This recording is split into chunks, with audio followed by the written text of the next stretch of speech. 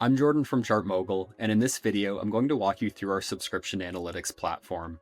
Subscription businesses from their first customer to 9 figures in recurring revenue use ChartMogul to report on their most important subscription metrics and make data-informed decisions. In this video, I'm going to walk you through the reports that we make available in ChartMogul, how to further segment them for deeper insights, and the data editing tools we make available to ensure that the data in your ChartMogul account is as accurate as possible.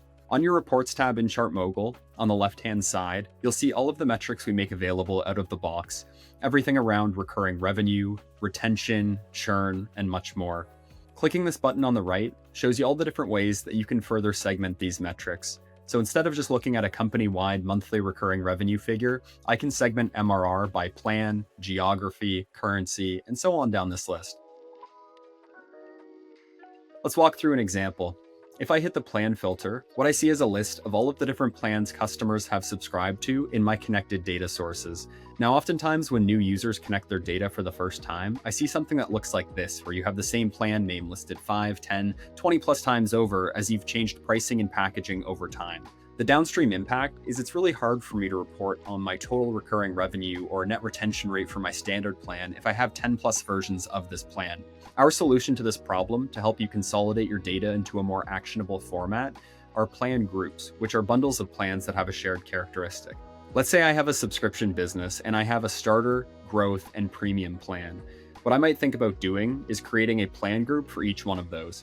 Here's how it works in practice. If I choose the starter plan group, I'm now looking at my total monthly recurring revenue for all of my starter subscriptions, regardless of whether the customer pays today's price, a grandfathered rate, monthly, quarterly, annually, it does not matter. If I want to compare this to growth or premium, I can do so by adding an additional segment. It works the same way where now I choose growth and then one more for premium. And now I'm able to compare the monthly recurring revenue or customer churn rate, net retention rate, any metric in ChartMogul among my starter, growth, and premium subscribers. Now, beyond the filters that come available out of the box in ChartMogul, you have the ability to create your own using what we call custom attributes. Custom attributes are customer metadata points that are imported from places like your CRM or your product database. Common examples that I see our customers use are customer industry, sales rep, account manager, or marketing channel. Let's use marketing channel as an example. If I select marketing channel, what I see is a drop-down menu of all of the marketing channels through which I've acquired customers. So if I select direct, what I'm now looking at is my net retention rate among customers acquired via the direct channel. If I add a few more segments, as I showed you how to do using the plan filter, I might end up with a chart that looks something like this. So now instead of just looking at a company-wide retention rate, I'm now able to understand which marketing channels are driving the customers that I'm best retaining over time. Underneath any of the reports available in ChartMogul is this chart data table. This breaks down all of the individual MRR movements that go into the growth of the chart above.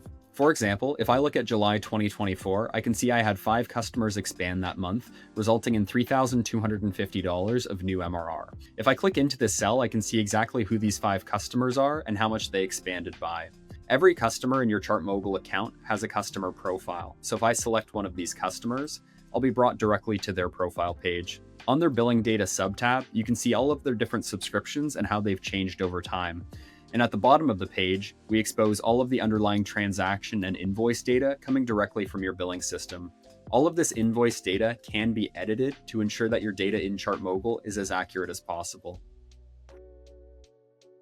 Here's a problematic billing scenario that I see in just about every dataset that I look at. As you can see, this customer has paid me $12,000, but they have no recurring revenue associated with their profile. This is caused by issuing a one-time non-recurring invoice rather than a subscription invoice within your billing system. I typically see this when companies are upgrading their customers from monthly to annual subscriptions, where the monthly subscription is canceled and a one-time invoice is issued for the annual payment. In ChartMogul, you can adjust the invoice data to make sure that this revenue is captured in your recurring revenue. So again, we scroll down to the bottom, and if we look at our most recent invoice line item for this customer, we can see it's classified as non-recurring. So by hitting this pencil on the right-hand side, I can reclassify it to be a subscription line item. And when I hit this check mark, the page is going to refresh, and this customer will now have $12K of ARR as expected. That's all for now. Thanks so much for watching, and we look forward to working with you soon.